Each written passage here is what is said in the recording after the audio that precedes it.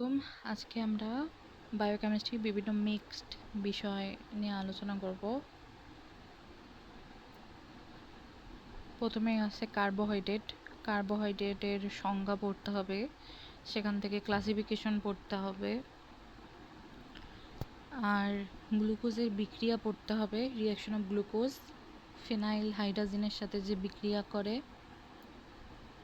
গ্লুকোসাহন বা গ্লুকোসাজোন যেটা তৈরি করে ফিনাইল হাইড্রোজেনের সাথে বিক্রিয়া করে, নাইট্রিক অ্যাসিডের সাথে বিক্রিয়া করে গ্লুকারিক অ্যাসিড তৈরি করে, ব্রোমিন ওয়াটারের সাথে বিক্রিয়া করে গ্লুকোনিক অ্যাসিড তৈরি করে। এপিমার অ্যানোমার আছে, দুইটাই এপিমারটা হচ্ছে ডায়াস্টেরিওমার, গ্লুকোজ গ্যালাক্টোজ। অ্যানোমার হচ্ছে alpha D glucose, beta D glucose. Mutarotation আছে, মিউটারোটেশনে আলফা ডি গ্লুকোজের ক্ষেত্রে স্পেসিফিক রোটেশন হচ্ছে 112.2 ডিগ্রি, এটা হলো 52.7 ডিগ্রিতে এসে স্থির হয়, আর বিটার ক্ষেত্রে 18 ডিগ্রির মতো আর কি। এরপরে রিডিউসিং নন রিডিউসিং, একটাতে মুক্ত অ্যালডিহাইড থাকে আর একটাতে মুক্ত অ্যালডিহাইড বা কিটোন গ্রুপ থাকে না। এখানে সবচেয়ে ইম্পর্টেন্ট হচ্ছে রিডিউসিং সুগার যেটা, সেটা টলেন বিকারক আর ফেহলিন দ্রবণকে বিজারিত করে, আর নন রিডিউসিংটা টলেন বিকারক আর ফেহলিন দ্রবণকে বিজারিত করে না। রিডিউসিংয়ের উদাহরণ হচ্ছে গ্লুকোজ, ফ্রুক্টোজ, ল্যাকটোজ, ম্যালটোজ, আর নন রিডিউসিং হচ্ছে সুক্রোজ, টেট্রাহ্যালোজ। এবার কিছু গুরুত্বপূর্ণ ডাইস্যাকারাইড আর পলিস্যাকারাইড পড়তে হবে। সুক্রোজ, ম্যালটোজ, এই দুটো হচ্ছে ডাইস্যাকারাইড। স্টার সেলুলোজ আছে, অ্যামাইলোজ, অ্যামাইলোপেকটিন আছে, হায়ালুরনিক অ্যাসিড, হেপারিন, এগুলো পড়তে হবে। সেলুলোজ, স্তন্যপায়ী প্রাণীদের সেলুলোজ হজম হইলেও হচ্ছে মানুষের ক্ষেত্রে হচ্ছে হয় না। তারপরে অ্যামিনো অ্যাসিড, পেপটাইড আর প্রোটিন। এখন দেখো, প্রোটিনের সংজ্ঞা পড়তে হবে। রাসায়নিক গঠন দ্রবণীয়তা অনুযায়ী হচ্ছে সরল প্রোটিন আছে, অ্যালবুমিন, গ্লোবিউলিন, যুগ্ম আছে, গ্লাইকোপ্রোটিন, লিপোপ্রোটিন, উদ্ভূত আছে। জৈবিক অনুযায়ী গাঠনিক হচ্ছে ক্যারাটিন, কোলাজেন, অনুঘটক আছে, পরিবহন আছে, পুষ্টিগুণ অনুযায়ী আছে। অ্যামিনো অ্যাসিডের গঠন ও বিক্রিয়া, এখান থেকে জুইটার আয়ন পড়তে হবে। নিনহাইড্রিনের সাথে হচ্ছে অ্যামিনো অ্যাসিডের রিয়াকশনটা পড়তে হবে। রুহেমান্স পার্পল যেটা তৈরি করে, আর প্রোলিন, হাইড্রোক্সি প্রোলিন, এটা হলুদ রং দেখায়, এটা হচ্ছে বেগুনি, ভায়োলেট পার্পল রং দেখায় না। Sanger reagent 1-fluoro-2,4 ডাইনাইট্রোবেনজিন। প্রোটিনের গঠন, primary structure, secondary structure, tertiary structure, quaternary structure. Primary স্ট্রাকচারটা আমরা চিনি, এখানে জাস্ট পেপটাইড বন্ড থাকবে। সেকেন্ডারি স্ট্রাকচারটাই হচ্ছে আলফা হেলিক্স আর বিটা হেলিক্স বা বিটা প্যালেটেড শিট থাকবে। টারশিয়ারিতে হচ্ছে ডাইসালফাইড থাকবে বা ডাইসালফাইড থাকবে, তার সাথে হচ্ছে আয়নিক থাকবে, ionic bridge, ionic bond, hydrogen bond. Quaternary আছে প্রোটিন ডিন্যাচারেশন, এর সংজ্ঞা লাগবে। প্রভাবক বা এজেন্ট যেগুলো আছে, তাপ, রশ্মি, বৈশিষ্ট্য, আগে যেটাতে দ্রবণীয় হইতো সেটাতে দ্রবণীয় হয় না।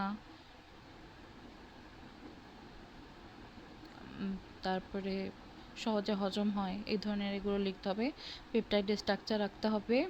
এনজাইমের ক্লাসিফিকেশন, অ্যাকশন আর ইনহিবিশন। এখানে যে হলো এনজাইম সমান হচ্ছে অ্যাপো এনজাইম প্লাস হচ্ছে কোফ্যাক্টর, অপ্রোটিন অংশ, এটা হচ্ছে হলো এনজাইম। কো এনজাইম আছে, এটা হচ্ছে অপ্রোটিন অংশ যদি ঢিলাঢালাভাবে যুক্ত থাকে। তাহলে প্রস্থেটিক গ্রুপ আছে, প্রোটিন অংশের সাথে সমযোজী বন্ধনের মাধ্যমে যুক্ত থাকে অ্যাক্টিভ সাইট। অ্যাক্টিভ সাইট যেখানে হচ্ছে এনজাইমের যে নির্দিষ্ট পকেটে হচ্ছে সাবস্ট্রেট এসে যুক্ত হয়। এনজাইমের ক্লাসিফিকেশন আছে অক্সিডোরেডাক্টেজ, ট্রান্সফারেজ, হাইড্রোলেজ, লায়াস, আইসোমারেজ, লাইগেজ। এনজাইমের মেকানিজম আছে লক অ্যান্ড কি মডেল, এটা এমিল ফিশার দিছে। ইনডিউস ফিট মডেল, এটা কশল্যান্ড দিয়েছে। এনজাইমের কার্যকারিতার প্রভাবকসমূহ, ফ্যাক্টর এফেক্টিং এনজাইম অ্যাক্টিভিটি, তাপমাত্রা এটা এফেক্ট করে, পিএইচ এফেক্ট করে, সাবস্ট্রেটের ঘনত্ব হচ্ছে ডিপেন্ড করে, ঘনত্ব বাড়ালে অনেক সময় বিক্রিয়াটা ঠিক হয়। এনজাইমের ঘনত্ব, এনজাইমের ইনহিবিশন আছে, কম্পিটিটিভ ইনহিবিশন আর নন কম্পিটিটিভ ইনহিবিশন আছে। নিউক্লিক অ্যাসিড আর সেন্ট্রাল ডগমা, নিউক্লিক অ্যাসিডের উপাদান আর গঠন এটা পড়তে হবে। নিউক্লিক অ্যাসিড তিনটা জিনিস নিয়ে তৈরি, একটা হচ্ছে পেন্টোজ সুগার, নাইট্রোজেনাস বেস আর phosphate group. Watson Crick double helix model, DNA double সূত্রক, এটার যে বৈশিষ্ট্যগুলো আছে এই বৈশিষ্ট্যগুলো পড়তে হবে চিত্রসহ। তারপরে আছে চারগফ ল, এখানে হচ্ছে A plus G equal T plus C, বা A divided by T, C divided by G, বা জি ডিভাইডেড বাই সি। না, এখানে এর সাথে টি বসাইতে হবে আমাকে, এর নিচে জি এর সাথে সি বসাইতে হবে নিচে।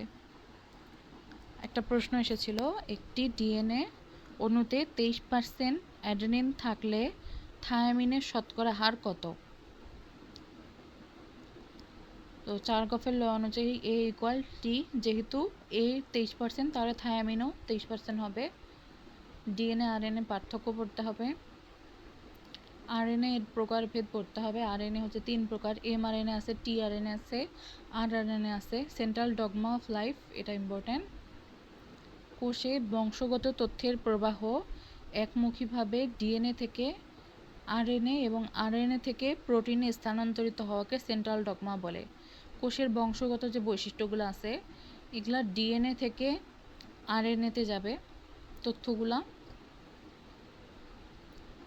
আরএনএ থেকে প্রোটিনে যাবে, আরএনএ থেকে কি হবে? প্রোটিন হবে। আচ্ছা, ডিএনএ থেকে আরএনএ তৈরি হওয়াকে বলা হয় ট্রান্সক্রিপশন। ট্রান্সক্রিপ্ট দিয়ে মনে রাখতে হবে, ট্রান্সক্রিপশন। আরএনএ থেকে প্রোটিন হওয়াকে মনে রাখতে হবে ট্রান্সলেশন। ডিএনএ থেকে ডিএনএ তৈরির প্রক্রিয়া হচ্ছে রেপ্লিকেশন। তো এটা হচ্ছে সেন্ট্রাল ডগমা। কার্বোহাইড্রেট আর লিপিড মেটাবলিজম, মেটাবলিজম, ক্যাটাবলিজম ও অ্যানাবলিজম। ক্যাটাবলিজম কি? এটি একটি ভাঙনমূলক প্রক্রিয়া যেখানে বড় ও জটিল অণু ভেঙে সরল ও ছোট অণুতে পরিণত হয় এবং এটিপি উৎপন্ন হয়, যেমন গ্লাইকোলাইসিস, শ্বসন। এটা হচ্ছে ক্যাটাবলিজম। অ্যানাবলিজম হচ্ছে এটি একটি সংশ্লেষণমূলক বা গাঠনিক প্রক্রিয়া যেখানে সরল অণু থেকে শক্তি ব্যবহার করে বড় ও জটিল অণু তৈরি হয়, যেমন সালোকসংশ্লেষণ, প্রোটিন সংশ্লেষণ। গ্লাইকোলাইসিসের পথ সাইটোপ্লাজমে সংঘটিত যে অক্সিজেন নিরপেক্ষ প্রক্রিয়ায় এক অণু গ্লুকোজ ভেঙে 2 অণু পাইরুভিক অ্যাসিড তৈরি হয় এবং শক্তি উৎপন্ন হয়, তাকে গ্লাইকোলাইসিস বলে। গ্লুকোজ থেকে হেক্সোকাইনেস এনজাইমের সাহায্যে ওটা হচ্ছে গ্লুকোজ 6 ফসফেট তৈরি হয়। গ্লুকোজ 6 ফসফেট থেকে হচ্ছে ফ্রুক্টোজ 6 ফসফেট হয়। ফ্রুক্টোজ 6 ফসফেট থেকে PFK1, এটা হচ্ছে ফ্রুক্টোজ 1,6 বিসফসফেট, এখানেও এটিপি ব্যবহৃত হয়। ফ্রুক্টোজ 1,6 বিসফসফেট থেকে অ্যালডোলেস এনজাইম হচ্ছে DHAP গ্লিসারঅ্যালডিহাইড 3 ফসফেট তৈরি করে। গ্লিসারঅ্যালডিহাইড 3 ফসফেট 1,3 বিসফসফোগ্লিসারেট NADH তৈরি হয়। 1,3 bisphosphoglycerate PG kinase 3 phosphoglycerate ATP উৎপন্ন হয়। Substrate level phosphorylation 3 phosphoglycerate 2 phosphoglycerate 2 phosphoglycerate enolase phosphoenolpyruvate pyruvate ATP উৎপন্ন হয়। সিগনিফিকেন্স কি? এটি শর্করা বিপাকের প্রথম ধাপ যা অক্সিজেন ছাড়াই শক্তি উৎপন্ন করতে পারে, যেমন লোহিত রক্তকণিকা ও পেশিকোষে। এটা হচ্ছে গ্লাইকোলাইসিস প্যাথওয়ে, এটা এক্সামে আসছে 1, 2, 3, 4, 5, 6, 7, 7বার। প্রত্যেক বছরই এটা এক্সামে আসছে। 17তে আসছে, 19-এ আসছে, 21-এ আসছে, 21-এ 2টা প্রশ্নে আসছে, 22-এ আসছে, 23-এ আসছে, 24-এ আসছে। সাইটোপ্লাজমে সংঘটিত যে অক্সিজেন নিরপেক্ষ, অক্সিজেন ছাড়া এই গ্লাইকোলাইসিসটা হয়। এক অণু গ্লুকোজ ভেঙে 2 অণু পাইরুভিক অ্যাসিড উৎপন্ন হয় আর শক্তি উৎপন্ন হয়, সেটাকে হচ্ছে গ্লাইকোলাইসিস বলে। তো আমাদের হচ্ছে গ্লাইকোলাইসিসটা পড়তে হবে। আর পাইরুভেটের পরিণতি, ফেট অফ পাইরুভেট, এখান থেকে প্রশ্ন আসছে 17 সালে, 19 সালে আর 21 সালে। গ্লাইকোলাইসিসে উৎপন্ন পাইরুভেটের পরিণতি কোষে অক্সিজেনের উপস্থিতির উপর নির্ভর করে। গ্লাইকোলাইসিসের ফলে উৎপন্ন হলো পাইরুভিক অ্যাসিড। তো এই পাইরুভিক অ্যাসিড বা পাইরুভেট এর কি পরিণতি হবে, এটা কোষে অক্সিজেনের উপস্থিতি আছে কিনা তার উপর নির্ভর করে।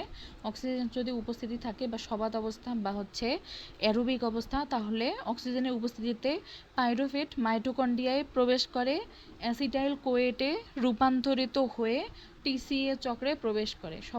সবাত শ্বসনে কি হয়, অক্সিজেনের উপস্থিতিতে পাইরুভেট মাইটোকন্ড্রিয়াতে ঢোকে। ঠিক আছে, মাইটোকন্ড্রিয়াতে। আচ্ছা, গ্লাইকোলাইসিস কোথায় ঘটলো? গ্লাইকোলাইসিস হচ্ছে সাইটোপ্লাজমে ঘটলো। তো সাইটোপ্লাজম থেকে এখন আমার মাইটোকন্ড্রিয়াতে ঢুকতেছে, মাইটোকন্ড্রিয়াতে ঢুকে অ্যাসিটাইল কোয়েতে রূপান্তরিত হয়ে টিসিএ বা ট্রাইসাইক্লিক যেটা চক্রে, ওই চক্রে প্রবেশ করে।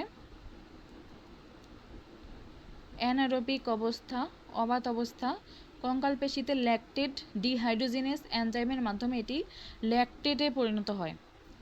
ল্যাকটেট ডিহাইড্রোজিনেস যদি অবাত অবস্থা মানে অক্সিজেন যদি না থাকে, তাহলে কঙ্কাল পেশিতে ল্যাকটেট ডিহাইড্রোজিনেস একটা এনজাইম আছে, ওই এনজাইমের মাধ্যমে এই পাইরুভিক অ্যাসিডটা বা পাইরুভেটটা এটা ল্যাকটেটে পরিণত হয়। ইস্টের ক্ষেত্রে এটি ডিকার্বক্সিলেশন ও বীজাণনের মাধ্যমে ইথানল এবং কার্বন ডাই অক্সাইড উৎপন্ন করে। ইস্টের ক্ষেত্রে, ইস্টে যদি হচ্ছে এই ইস্টে মূলত অবাত শ্বসন হয়।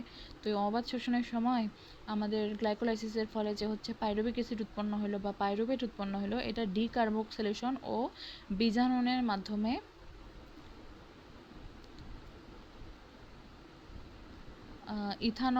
ইথানল উৎপন্ন হয়। ওই কারণে হচ্ছে পাউরুটি ফুলে যায় ইথানল, আর হচ্ছে মানে ফার্মেন্টেশন হয় ইথানলের কারণে, আর কার্বন ডাইঅক্সাইড উৎপন্ন হয়, ওই জন্য পাউরুটি ফুলে যায়, ইস্টের পাউরুটি। তো এটা হচ্ছে অ্যানারোবিক। ঠিক আছে, এবার হলো ক্রেবস চক্র।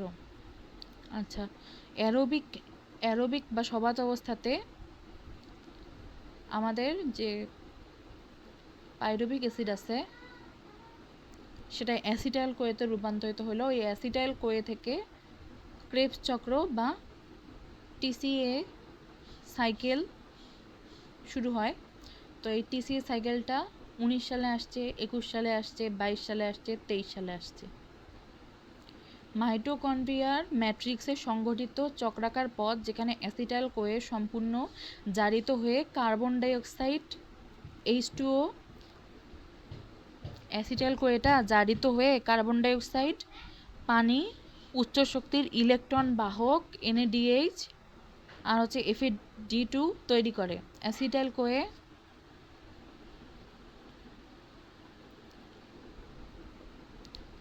এটা অক্সালো অ্যাসিটেট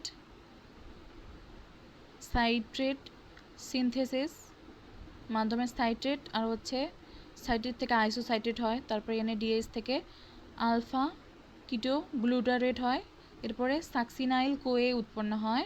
এটা গেল। এবার সাকসিনাইল কোয়ে জিটিপি এটিপির মাধ্যমে সাকসিনেট হয়, দেন ফিউমারেট, ম্যালেট, অক্সালো অ্যাসিটেট উৎপন্ন হয়। গ্লুকোজের জারণের এটিপির হিসাব, এটা ফাইনালে আসছে 19 সালে, 21 সালে, 23 সালে, 24 সালে, প্রত্যেক বছরই আসছে এটা।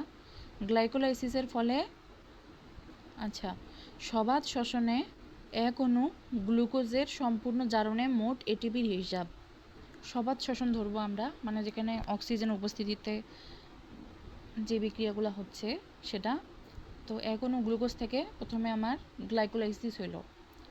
এক অণু গ্লুকোজ কী করলো, গ্লাইকোলাইসিস অংশ নিল। গ্লাইকোলাইসিসের ফলে 2 অণু NADH এক্সট্রা কী কী উৎপন্ন হয়েছে আমরা সেটা হিসাব করতেছি। 2 অণু NADH, 2 অণু ATP উৎপন্ন হইল। তাহলে এটা উৎপন্ন উপাদান 2 অণু NADH আর 2 অণু ATP। আর যে এটিপিটা খরচ হয়েছে সেটা হচ্ছে 2টা এটিপি। তাহলে অক্সিডেটিভ ফসফোরাইলেশন বা ইলেকট্রন ট্রান্সপোর্ট চেইনের মধ্যে 2 অণু NADH মানে হচ্ছে 2.1.5 বা হচ্ছে 2.2.5, সর্বমোট হচ্ছে 5 থেকে 7টা এটিপি উৎপন্ন হইল। আমাদের এত হিসাবের দরকার নেই, আমাদের জাস্ট মনে রাখতে হবে গ্লাইকোলাইসিসের ফলে 2 অণু NADH, 2 অণু ATP উৎপন্ন হয়।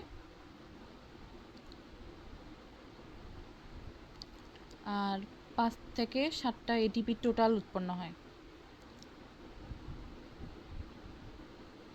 পাইরুভেট 2 অণু NADH, 5 অণু ATP। TCA-তে 6 অণু NADH, 2 অণু FAD2, 2 অণু GTP। টোটাল 30 থেকে 32টা ATP উৎপন্ন হলো আমাদের। ঠিক আছে। অবাধ শোষণ অবস্থায় পেশিকোষে গ্লুকোজের আংশিক জারণে মাত্র 2টা ATP উৎপন্ন হয়। ফ্যাটি অ্যাসিডের বিটা অক্সিডেশন ও পামিটাইল কোয়ে জারণে এটিপির হিসাব। এটা কয়েকবার এক্সামে আসছে কিন্তু এটা ক্লাসের মধ্যে পড়ায়নি, পালমেটিক অ্যাসিডেরটা, তবু এটা পড়তে হবে। ফ্যাটি অ্যাসিড ভাঙার প্রধান প্রক্রিয়া হলো বিটা অক্সিডেশন, যা মাইটোকন্ড্রিয়ায় ঘটে। পালমেটিক অ্যাসিড C16 এর হিসাব, এটিপির হিসাব হলো 16 কার্বনের পালমেটিক অ্যাসিড জারিত হয়ে 60টি সাইকেল সম্পন্ন করে। এর ফলে উৎপন্ন হয় 7FAD2 গুণ হচ্ছে 1.5 সমান 10.5 ATP, 7 NADH গুণন 2.5 17.5 ATP, 8 অ্যাসিটাইল কোয়ে প্রতি ক্রেবস চক্রে 12 থেকে 10টি ATP দেয়। পুরাতন হিসাব 12টি ধরলে 8 গুণ 12 96 ATP। শুরুতে ফ্যাটি অ্যাসিড সক্রিয় করতে 2টি ATP সমতুল্য শক্তি খরচ হয়। সর্বমোট নিট উপাদান 106 বা 129টি ATP ব্যবহৃত হিসাবের ভিত্তিতে। এরপরে আমরা লিপিডের ক্লাসিফিকেশন পড়ব। লিপিড পানিতে অদ্রবণীয়, জৈব দ্রাবকে দ্রবণীয়, জৈব যৌগ, শক্তির বড় উৎস। লিপিডের ক্লাসিফিকেশন: সরল লিপিড, সিম্পল লিপিড, এর মধ্যে আছে হচ্ছে ফ্যাটি অ্যাসিড ও অ্যালকোহলের এস্টার, এটা। চর্বি ও মোম হচ্ছে উদাহরণ।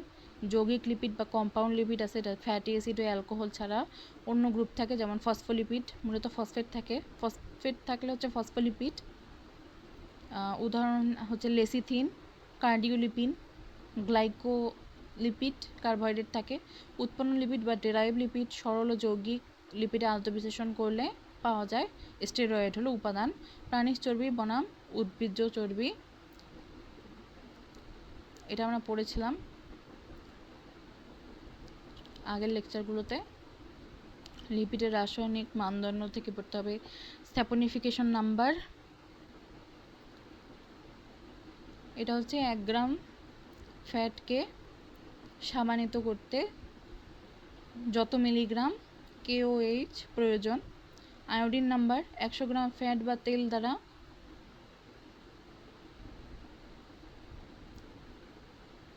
যত গ্রাম আয়োডিনকে হচ্ছে প্রশমিত করা যায়, এটা। ভিটামিনের শ্রেণী বিভাগ করতে হবে। ভিটামিনের ক্লাসিফিকেশন আর ডেফিসিয়েন্সি থেকে 17 সালে, 19 সালে, 21 সালে 2টা প্রশ্ন আসছে। 21 সালে মূলত 3টা প্রশ্ন আসছে।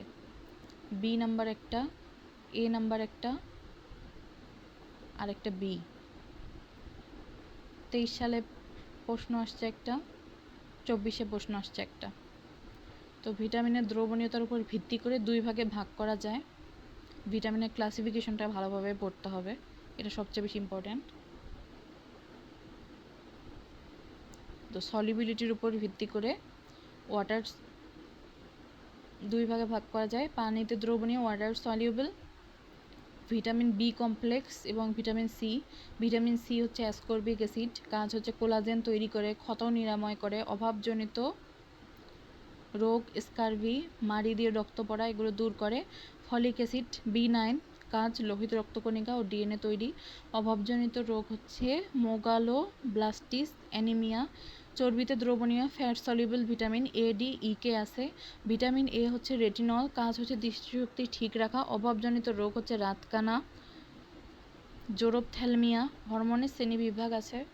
তো এটাই হচ্ছে ভিটামিন থেকে আসা সবচেয়ে ইম্পর্টেন্ট প্রশ্ন। আর একটা মাত্র প্রশ্নই আসছে, এই প্রশ্নটাই বারবার আসছে।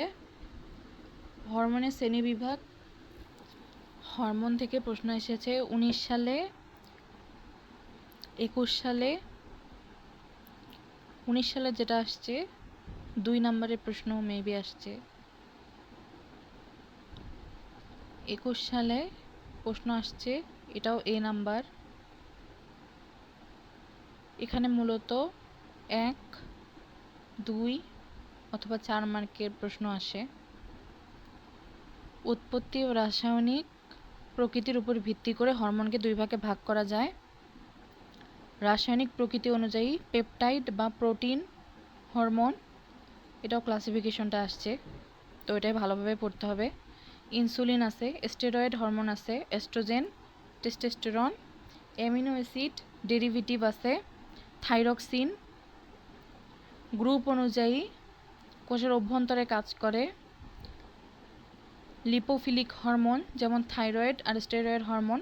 গ্রুপ 2 হচ্ছে কোষের উপরিভাগে কাজ করে এবং সেকেন্ড মেসেঞ্জার ব্যবহার করে। হাইড্রোফিলিক হরমোন, এপিনেফ্রিন আর ইনসুলিন। এই প্রশ্নটাই মূলত এসেছে। তো আমাদের ভিটামিনের শ্রেণীবিভাগ এবং ভিটামিনের কাজগুলো থেকে প্রশ্ন আসছে, আর হরমোনের শ্রেণীবিভাগ ও হরমোনের কাজগুলো থেকে প্রশ্ন আসছে। মূলত এখানে শ্রেণীবিভাগ 2টা খুব ইম্পর্ট্যান্ট। এছাড়া প্রোটিন ও অ্যামিনো অ্যাসিড ক্যাটাবলিজম থেকে প্রশ্ন আসছে। শরীরে অতিরিক্ত প্রোটিন জমা থাকতে পারে না, তাই নাইট্রোজেন ঘটিত অংশটি অ্যামিনো অ্যাসিড বিপাকের মাধ্যমে নিষ্কাশিত হয়। অ্যামিনো অ্যাসিডের ক্যাটাবলিজমের মৌলিক প্রক্রিয়া, এখান থেকে 17 সালে, 20 সালে, 21 সালে, 22 সালে, 24 সালে প্রশ্ন আসছে।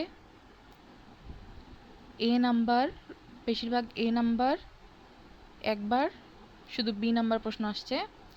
অ্যামিনো অ্যাসিড ভাঙার 3টি ধাপ। ট্রান্সঅ্যামিনেশন, যে প্রক্রিয়া একটি অ্যামিনো অ্যাসিডের অ্যামিনো গ্রুপ NH2 কোনো কিটো অ্যাসিডে স্থানান্তরিত হয়ে নতুন অ্যামিনো অ্যাসিড এবং কিটো অ্যাসিড তৈরি করে সেটা। আর এনজাইম হচ্ছে ট্রান্সঅ্যামিনেজ, ALT, AST। ডিঅ্যামিনেশন, ট্রান্সঅ্যামিনেশনের পর উৎপন্ন গ্লুটামেট থেকে অ্যামিনো গ্রুপটি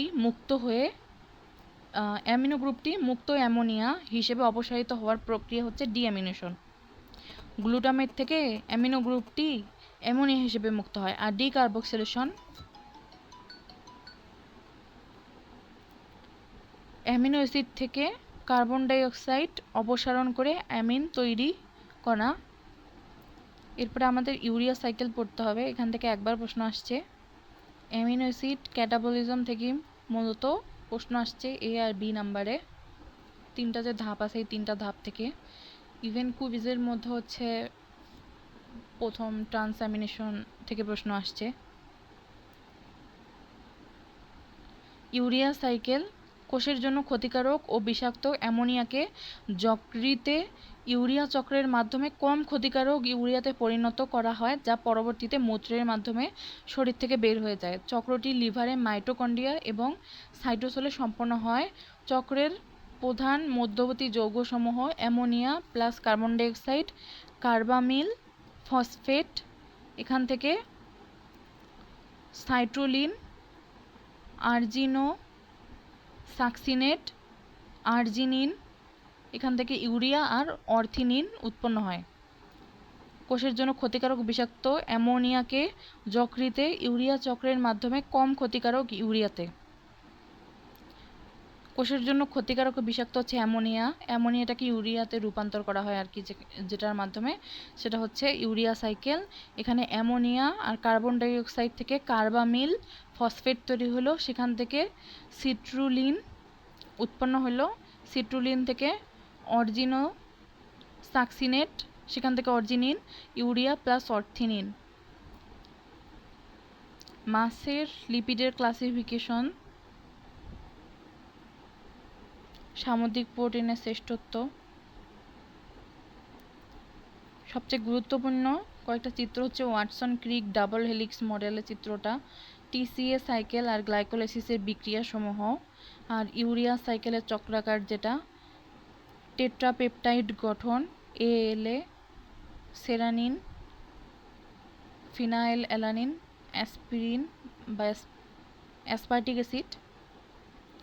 প্রোটিনের গঠন যেটা প্রাইমারি, সেকেন্ডারি, টারশিয়ারি গঠন, এটা খুব ইম্পর্টেন্ট। লগ এন কি পড়তে হবে, চারকফ সূত্র, ডিএনএ বনাম আরএনএ পার্থক্য, গ্লুকোজ ও পামিটিক অ্যাসিড জারণের এটিপির হিসাব।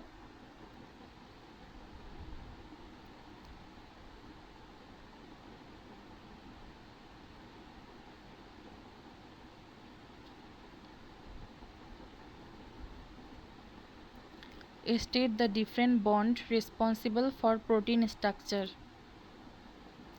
প্রোটিন স্ট্রাকচারের জন্য কোন বন্ডগুলো ইম্পর্টেন্ট? প্রাইমারি স্ট্রাকচারের জন্য পেপটাইড বন্ড, সেকেন্ডারি স্ট্রাকচারের জন্য হাইড্রোজেন বন্ড গঠিত হয়, আর ওখানে পেপটাইড প্লাস হাইড্রোজেন বন্ড। আর তৃতীয় যেটা টারশিয়ারির জন্য এখানে ডাইসালফাইড বন্ড আছে, আয়নিক ব্রিজ বন্ড আছে, পেপটাইড বন্ড আছে, সমযোজী বাদে বাকি সবগুলো আছে।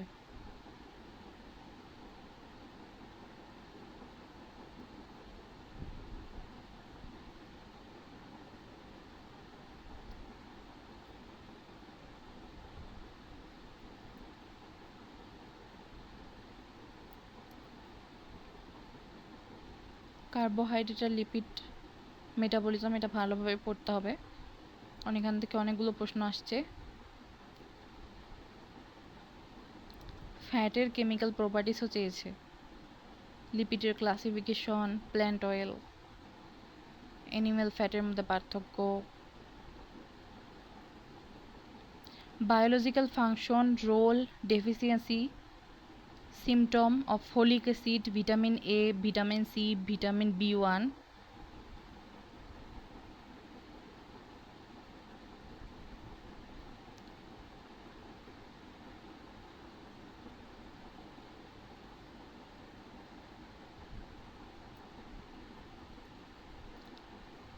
আমাদের এখন কাজ হচ্ছে লিপিড আর ভিটামিন ভালোমতো পড়া এবং হচ্ছে কার্বোহাইড্রেট অ্যান্ড লিপিড মেটাবলিজম ভালোভাবে পড়া।